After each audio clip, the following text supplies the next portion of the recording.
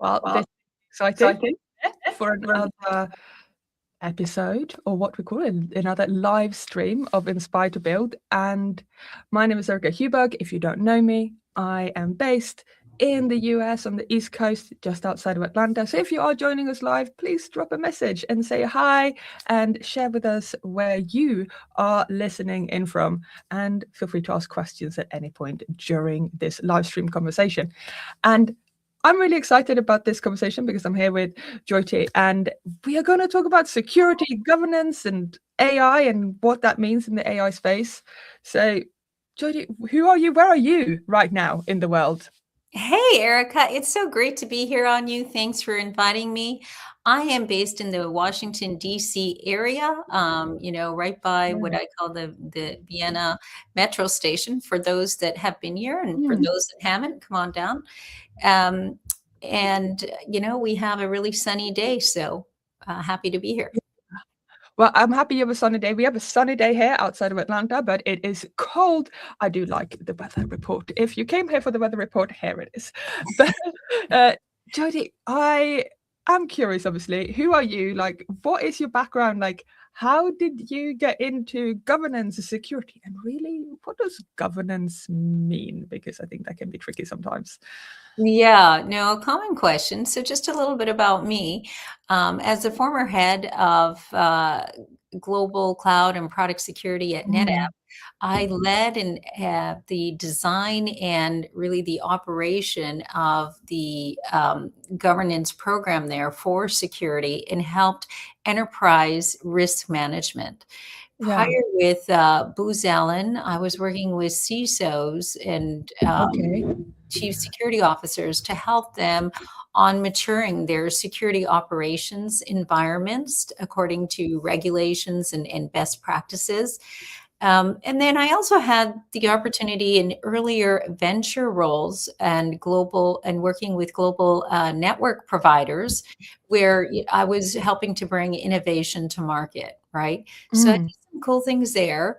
Um, I would say from that, my career arc is really at the intersection of product and application, Yeah. security, and now AI. So that's how I got into AI, is that I help teams deliver complex systems into highly regulated environments, whether that Mm. compliance needs is external, laws we need to abide by, or even our own compliance, baselines, without slowing down the mission.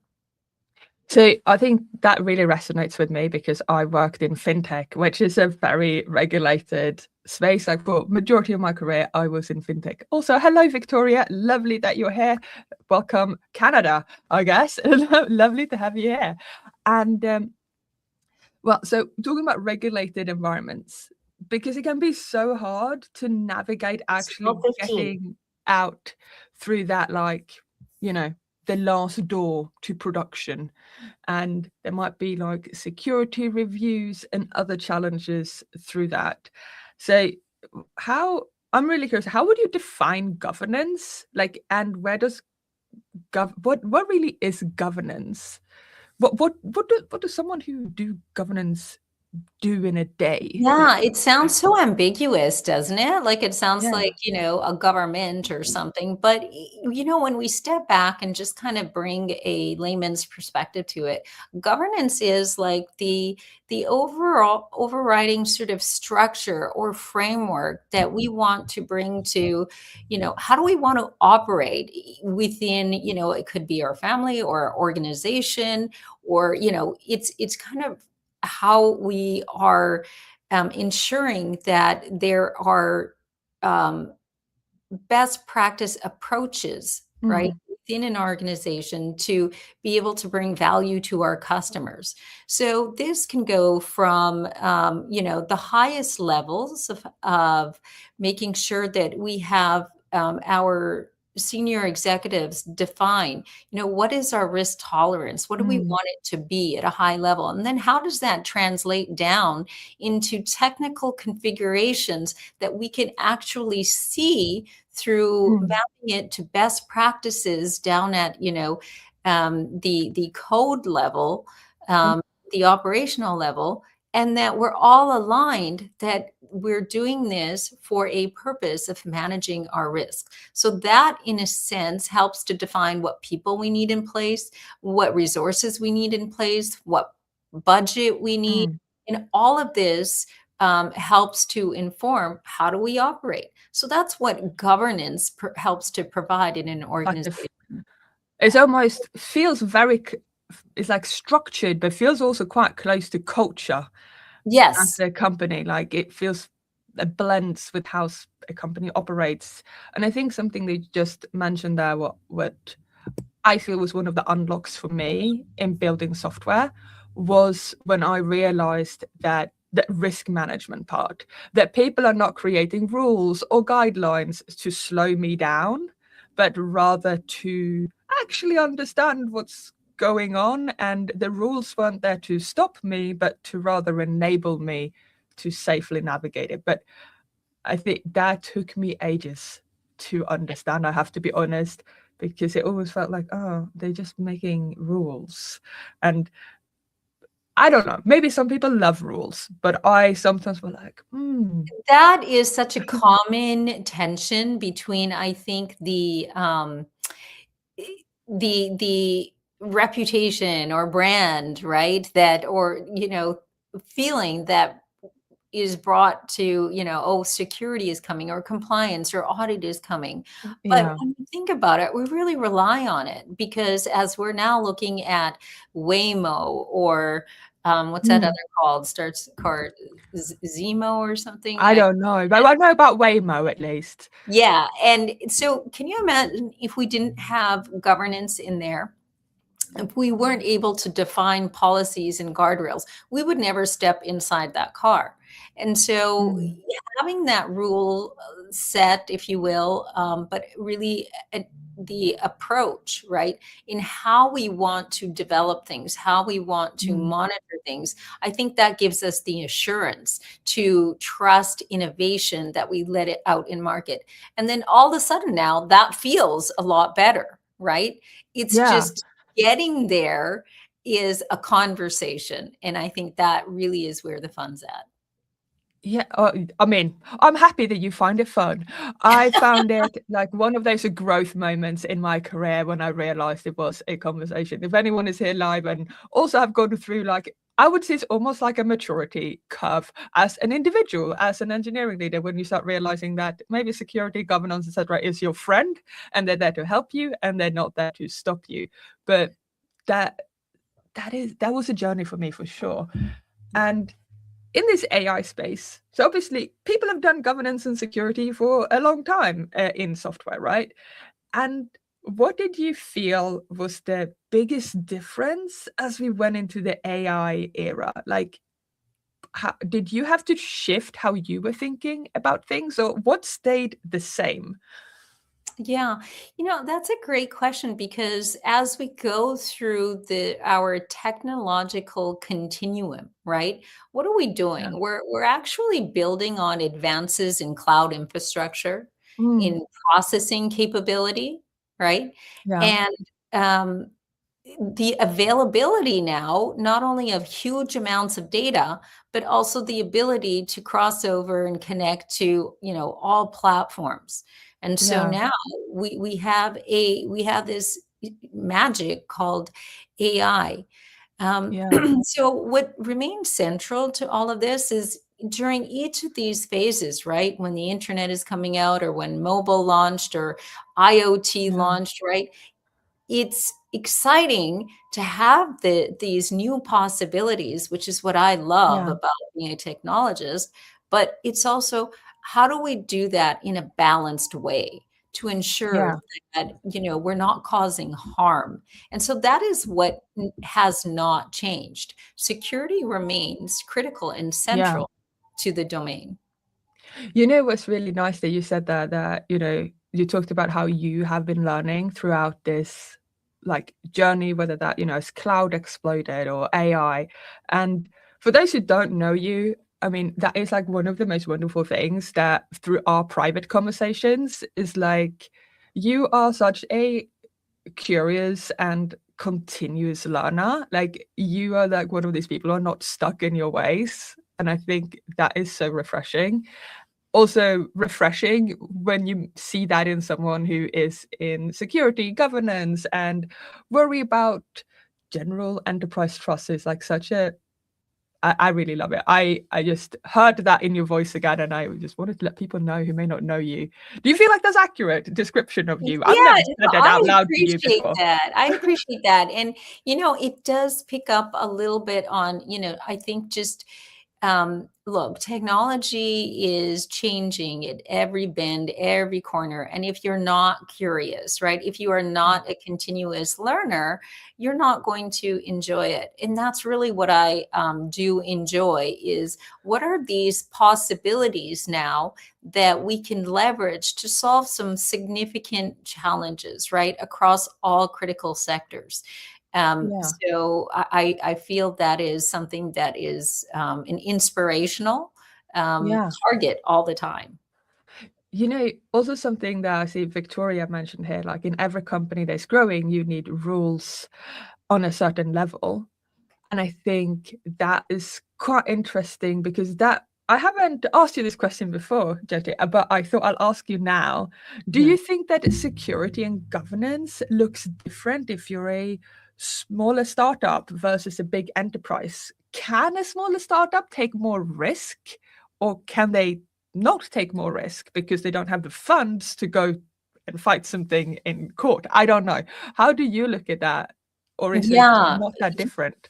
Well, that's kind of the what I call the fun of it, right? Yeah. Is it's different in every case. And why is it different? It's because we're always constrained by our people process and resources, right? In terms of how we're going to invest. So Yeah. for a smaller organization, their attack surface is probably more contained, right? Mm. So, how much do you need to invest at that time of where you've defined your boundary, right? What is your exposure? What is your Yeah. threat that you're trying to respond to? Yeah.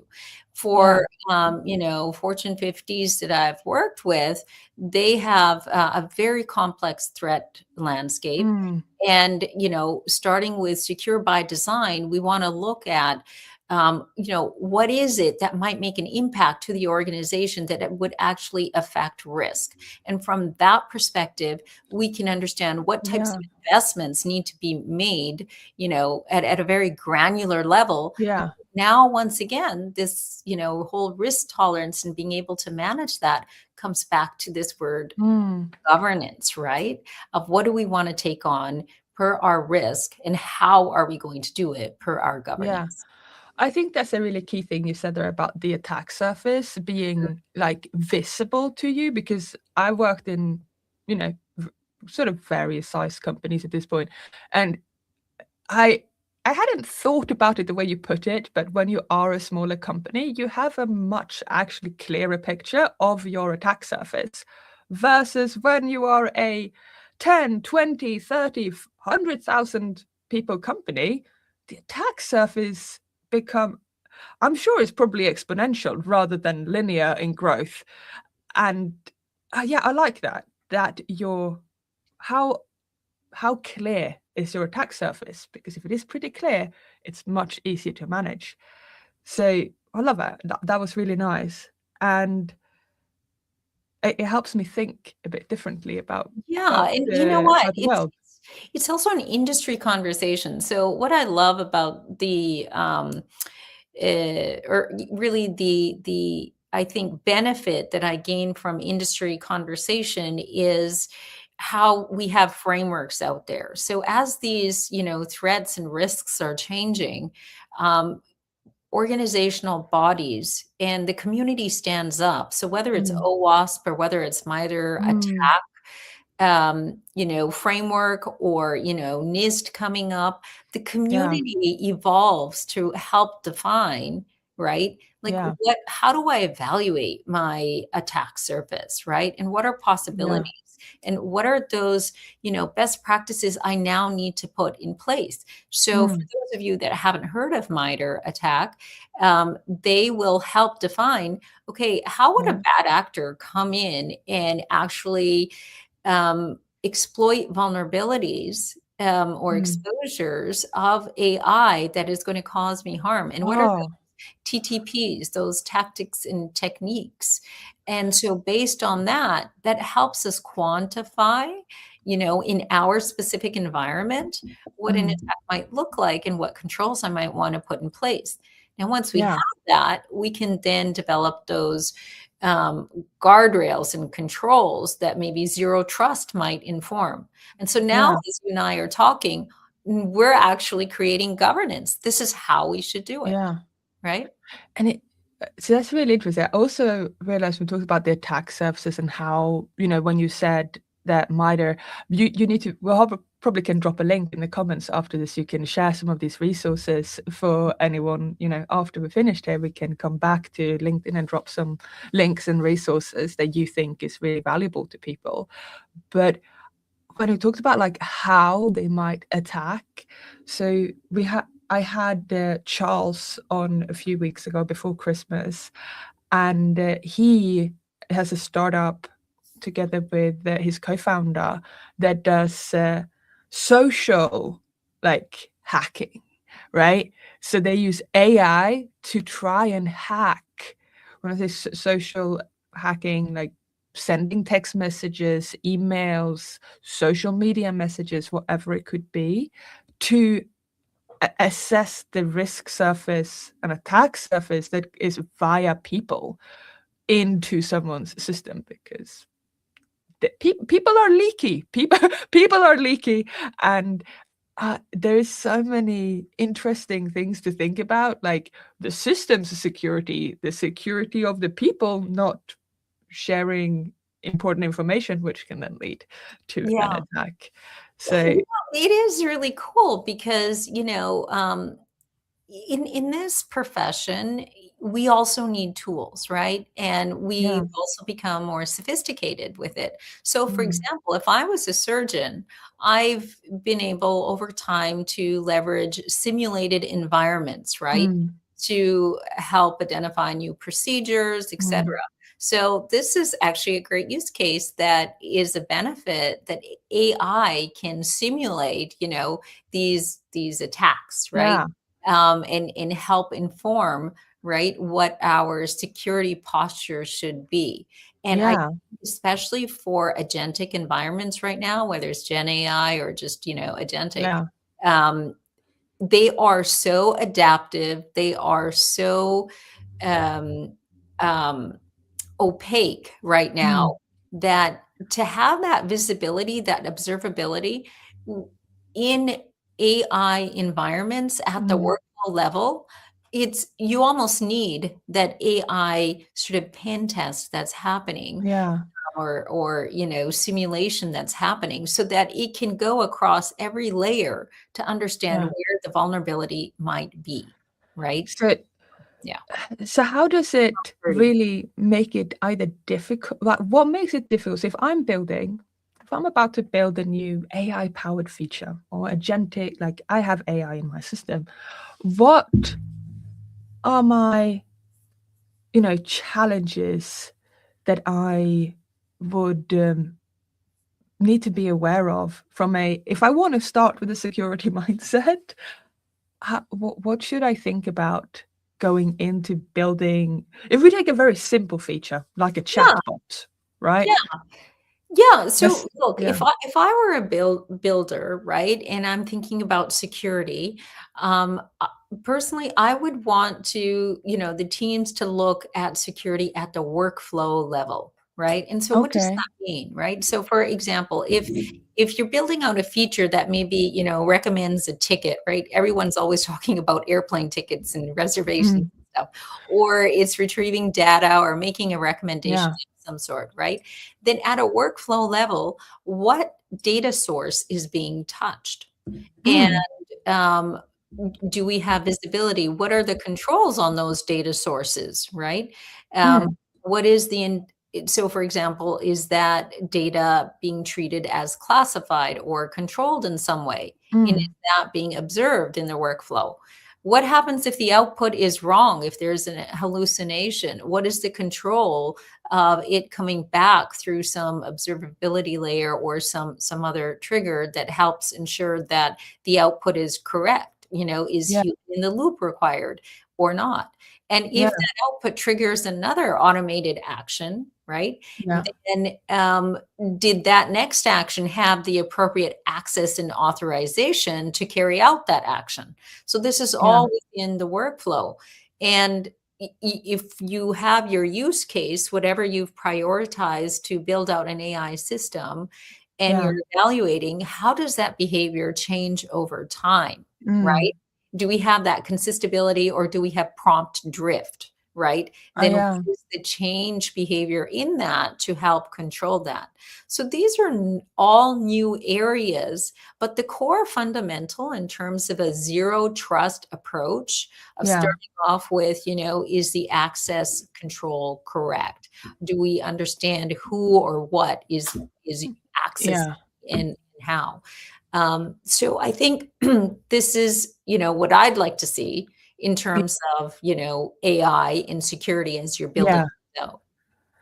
And I have another big question that I wonder about and think about a lot is, should we be worried about the cloud, the cloud provider, well, not cloud provider, the model provider, the inference provider. So say we use OpenAI models, we call OpenAI APIs, we use Anthropic, we use Mistral, we use Grok, we use different providers. They are hosting the models, and they have these orchestrators on their side that we send information and data to them.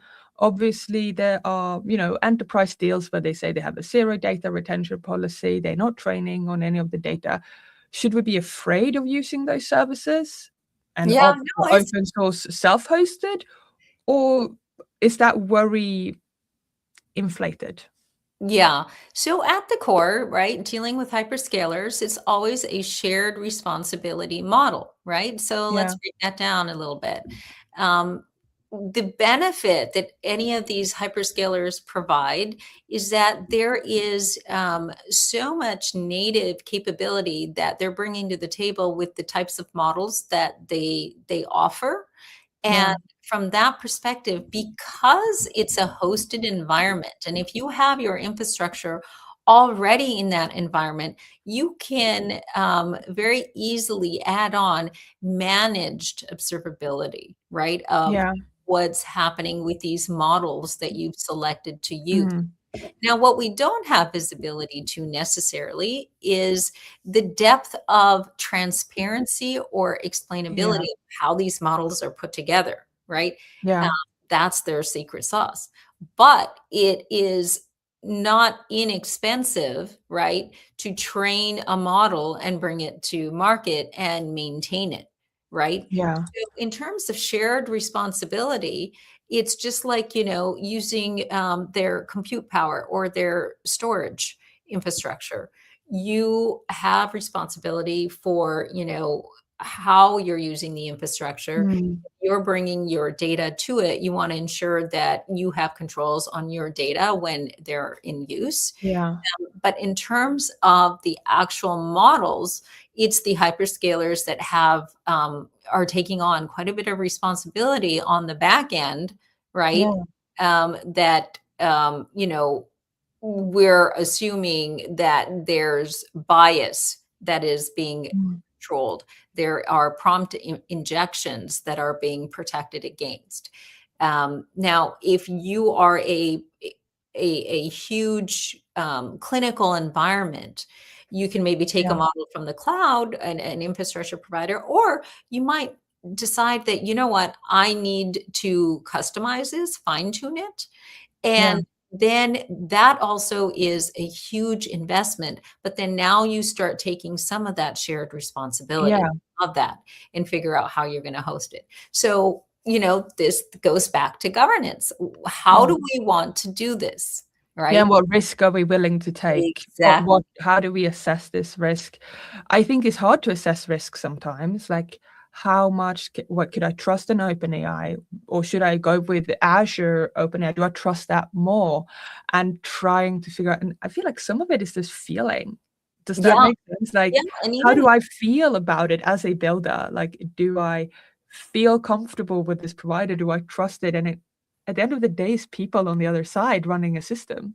yeah, no, you've hit the nail on the head, and even looking at Victoria's comment that I see Yeah, here, right, to anonymize PII before sending it to AI models, right? That goes to trust too, especially if it's, in the health sector. yeah, But at the end of the day, it comes down to what are we doing? We're trying to produce value, right? We're yeah, trying to address the mission of an organization yeah. to ensure we meet the needs of our customers. So whether it's an Mm, internal customer or, our revenue generating customers, if our customers can't trust it, it's not going to yeah. scale and it exceeds our risk tolerance. I really like what you just said there about thinking, like thinking about it as that we are trying to solve a problem for the user, and how we can focus our governance model, our like security posture to be relevant to the problem we are solving. You also mentioned healthcare. Obviously, that is super hot right now as a topic because we have OpenAI launching their health, we have Anthropic launching their AI health piece. What does your security and governance sort of mind? How does that feel? Do you feel excited? Do you feel Yeah, worried? I mean, it's always the two sides of the coin, right? Yeah, So how exciting that they have invested in a capability to very specifically look into health, right? yeah, And to solve some very um, you know significant challenges with these models, but in a controlled way. Now, how much transparency do we have around that? And what is the actual how well does it work? They're just launched, yeah, right, at yeah, CES, right? They came out. yeah. And so in terms of applying it to clinical research, and making sure that we are still meeting not only HIPAA, but GDPR Yeah. and AI bombs, and using the supply chain Mm, appropriately, and they are a part of that.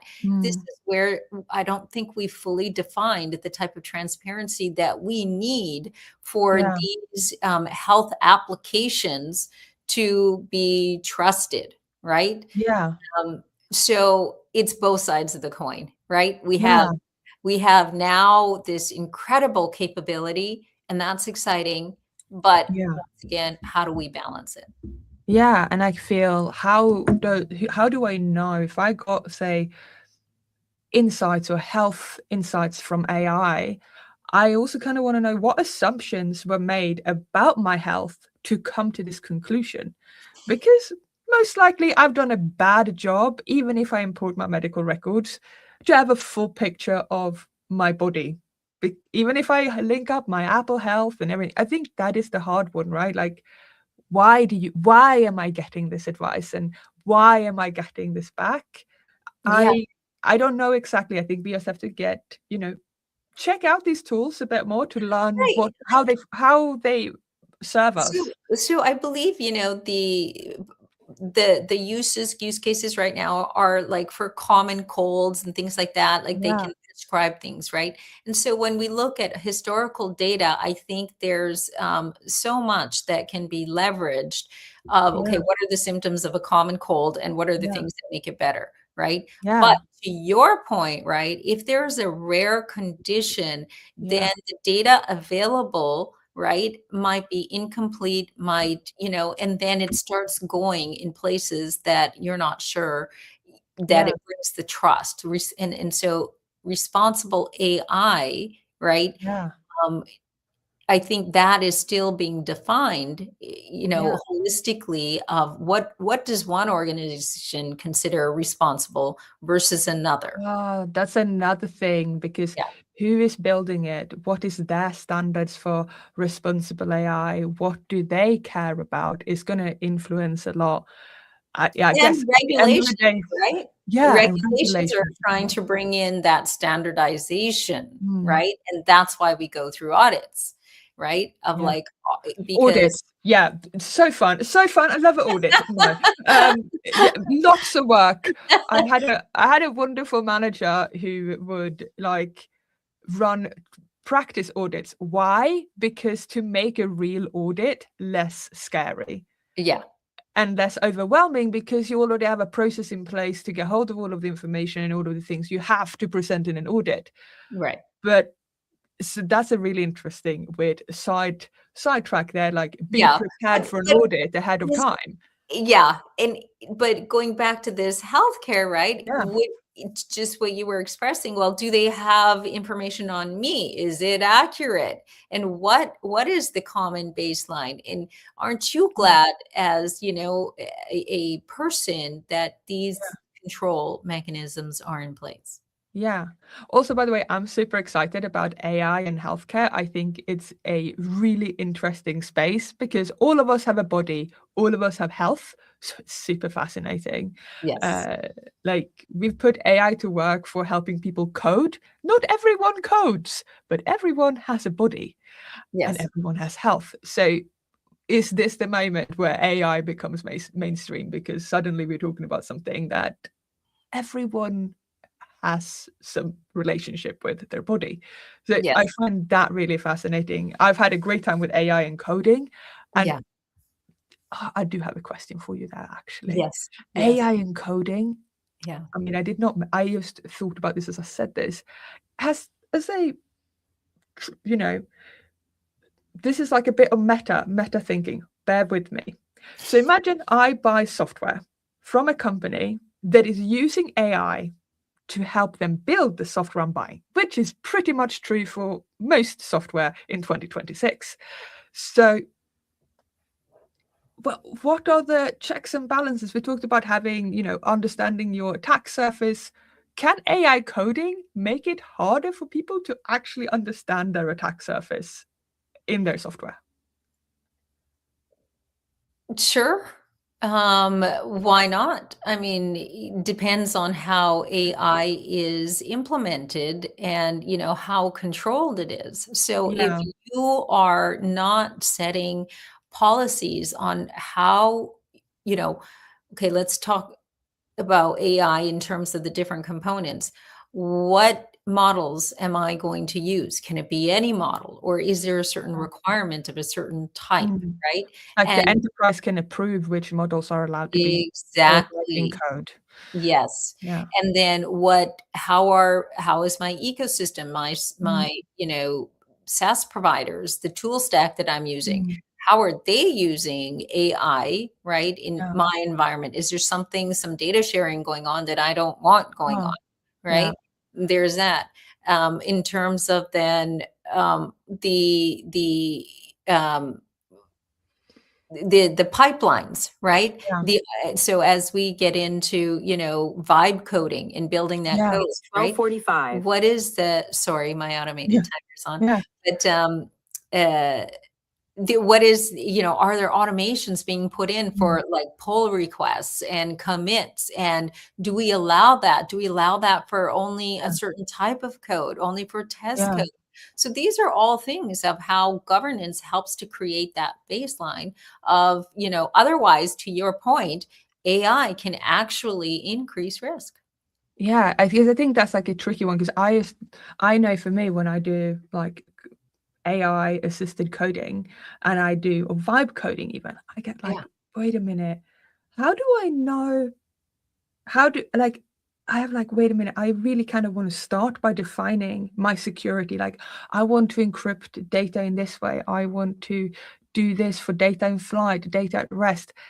And to me, that happens because I've written and built software in my career. So I have had to do that before. So maybe that means that I'm capable of actually instructing AI to ensure that we follow the Correct. principles and the standards that I am used to. But I think this may be tricky if you are new, but hopefully a lot of the AI assisted coding tools that are out there hopefully makes it easier for people to follow best practices.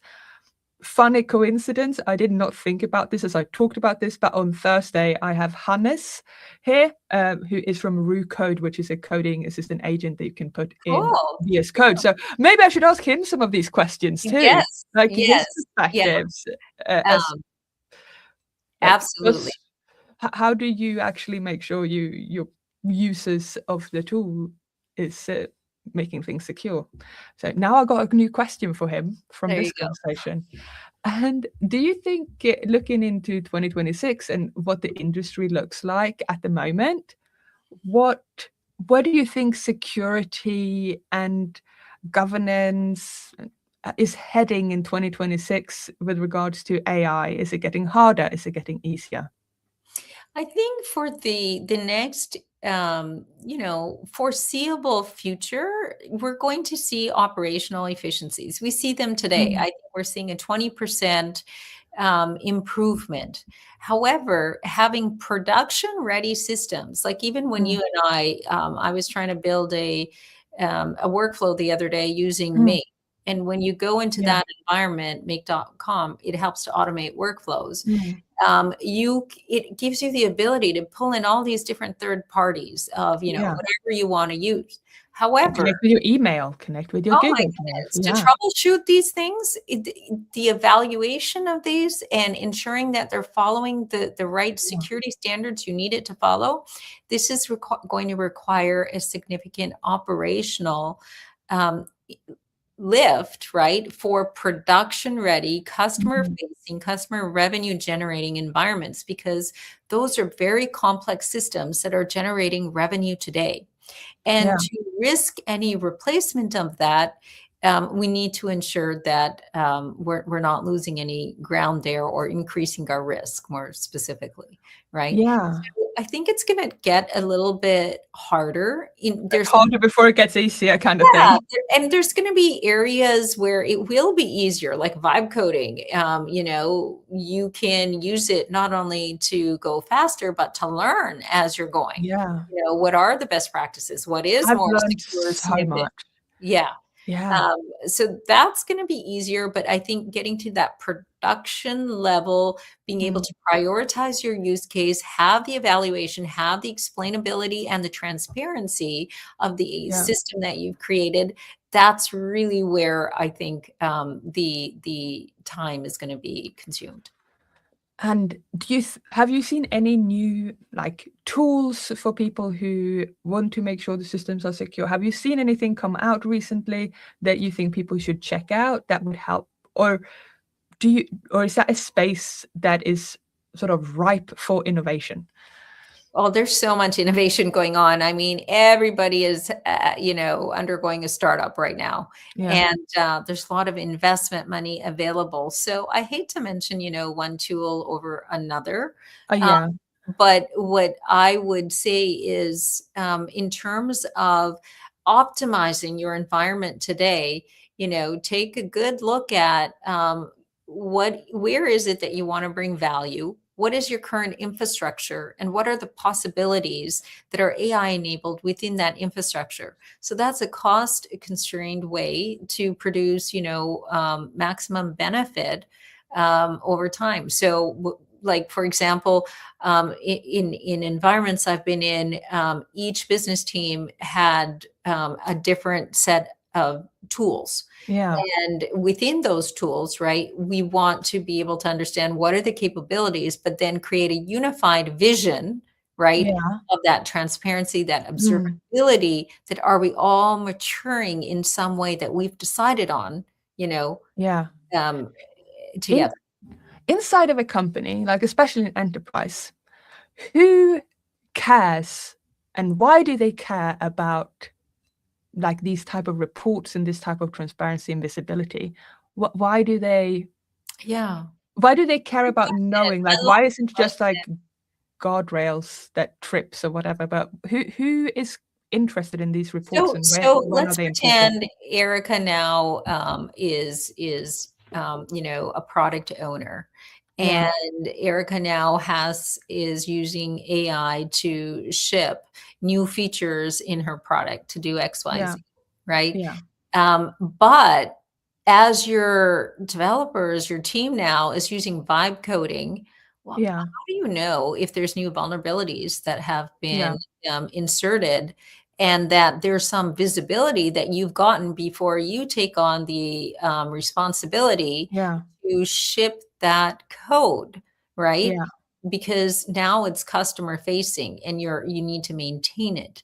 So the yeah. risk that you take on as a product owner, you want that dynamic risk, that to make that informed decision in an agile way that's not slowing down your sprint, right? And so that's So so the people who care are like the owners often of the products, and depending on the size of a company, that could even be the CEO, or in a large company, it's loads of different product owners, or Yeah, or, and or like that. it rolls up, right? So, Yeah. as a developer, I care, like I need to define my boundary of the system Mm, that I'm defining and making sure that, I have the right requirements and whatnot.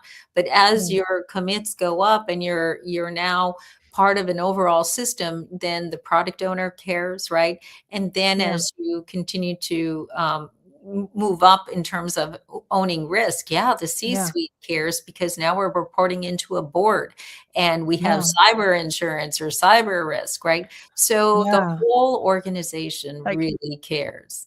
you just said a word that I didn't know existed before I got to know you, and that was like, was it cyber insurance? Yeah.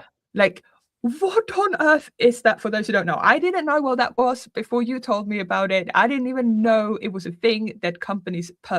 purchased. Yeah. What is cyber insurance? So, in terms of risk management, there are, you know, there's a tool called insurance, just like we have life insurance. Health Um, insurance, yeah. and so it's like taking a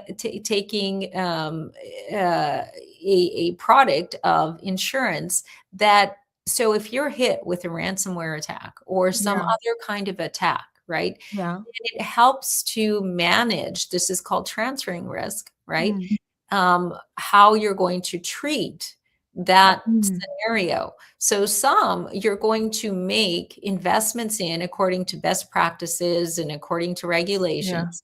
But withstanding all of that, if there's still something that might happen, then you Mm. have insurance, right? So And it's how can the insurance help me? So obviously, I have a home insurance, and I needed to get money to replace my roof at one point because it was there was an axe, not with storms, really bad right. storms, Yeah. and then obviously I go to my insurance, and they come out and they check everything, and they're like, yes, this can't be repaired. It needs to be, So you go through that. There's people checking that it's actually a valid claim, that you're not making stuff up, all of that. Um, is that like similar if you buy cyber Yes, insurance? You have to prove it that, you have is. to It's show, hey, actually this very happened. similar, right? Like without getting, and so, our legal teams will help to inform us on you know, the different levels that an organization might want to Mm, invest in. But in a very similar way, right? They will help to come in or help, an organization. If you do have to pay a ransomware yeah, payment, right? yeah, God forbid. Or, yeah, if you look at damage, right? And yeah, if you have a huge customer base that's been impacted, right? yeah, So you are limiting your liability just like you are with a house by yeah, going through an insurance route. Now that's yeah, just one control. That's one yeah, way that you are treating your risk. The other is your program that you put in place, yeah. right? So those are just mechanisms on how we're managing risk. Okay, I got a silly question for you, which is Yeah. probably silly, and that is, if you buy cyber insurance, does that require you to be more diligent, or does it allow you to be a bit less diligent?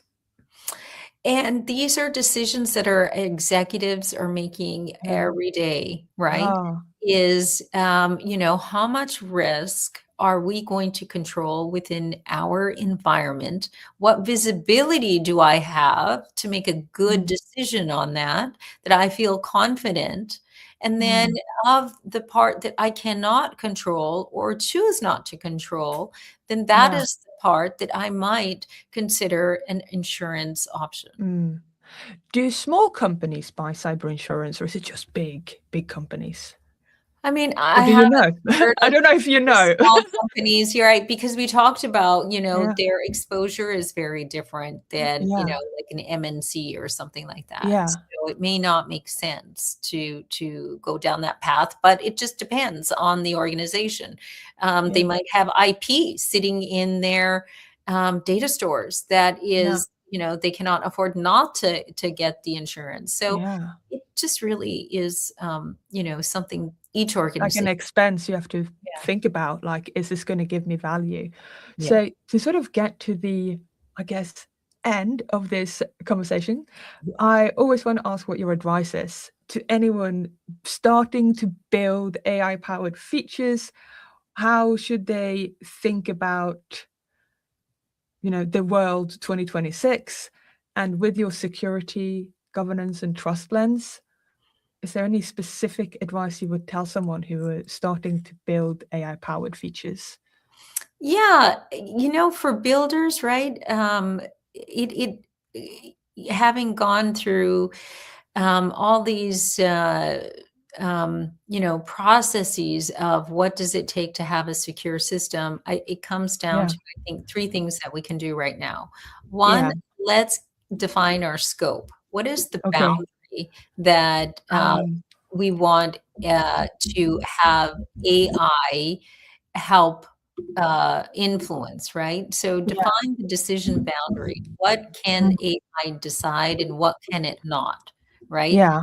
So you're starting off in a very contained environment. So Then clarity on what clarity, you're actually doing. Yeah. yes, and bounded clarity, right? Um, Yeah. then we want to, in addition to optimize the feature or the system or the code, right? Yeah. Also define, optimize for explainability.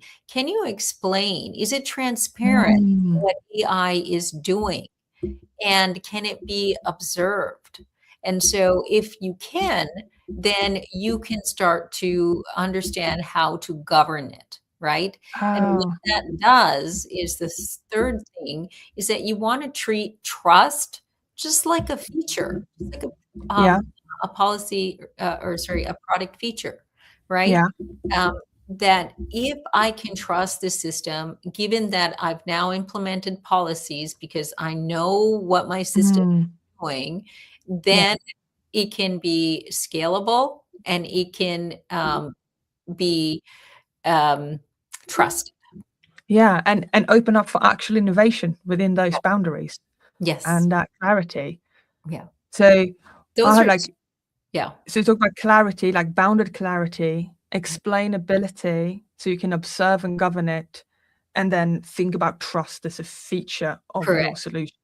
Yeah, exactly. And I think those are just great places to start, and then build out according to that. Yeah. And So use the best practices and frameworks. There's so much out It's 1 there, o'clock. yeah, like the NIST, AI risk management framework. There's OWASP in the top 10 and yeah, how to look up. So there's so many resources. There's a Cloud Security Alliance. There's so much. yeah. Um, And if someone want, I'm going to post your LinkedIn link here in the chat, and I will show it on the screen here.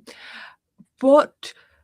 Why should people reach out to you? When should they work with someone like you? What kind of things? Like, when should I collaborate or work with you? yeah. What am I doing? Well, look, hey, I just love to connect with the industry. So reach out to me anytime. If there's some value that I can bring to perspective on governance, in terms of what's happening in your environment, or you're looking for um, insights in that area, I'm happy to connect. So I think because my perspective is broad across those areas of product security, governance, overall, I'm happy to understand what I might be able to bring insight to. Yeah. And I would say, especially if you are in a regulated environment and building features, I think it's probably a really cool idea to speak with Jyoti as well. So if you are navigating that, I would totally recommend it.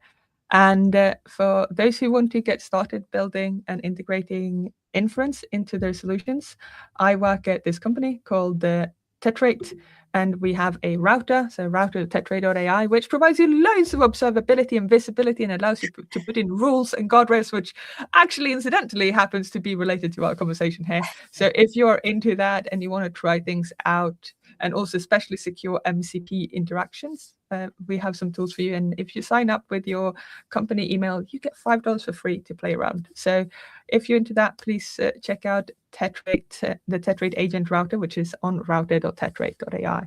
And if you have any questions about how to do that, please hit me up and connect with me. But it's been lovely to talk to you, Jyoti, and you've taught me so much. And I feel like I wanted to bring some of the stuff that obviously you and I've spoken about and things that you've taught me to more people out in the world. And I think we got some of that, but obviously there's so much more. So if you want to learn even more, I highly recommend speaking to Jyoti. Erica, it's been a joy chatting with you. You're so much fun and inspirational. So thank you so much. Yeah, thank you, everyone. And see you on Thursday for those who are interested in the conversation with Hannes from RuCode. So thank you, everyone. Thank you.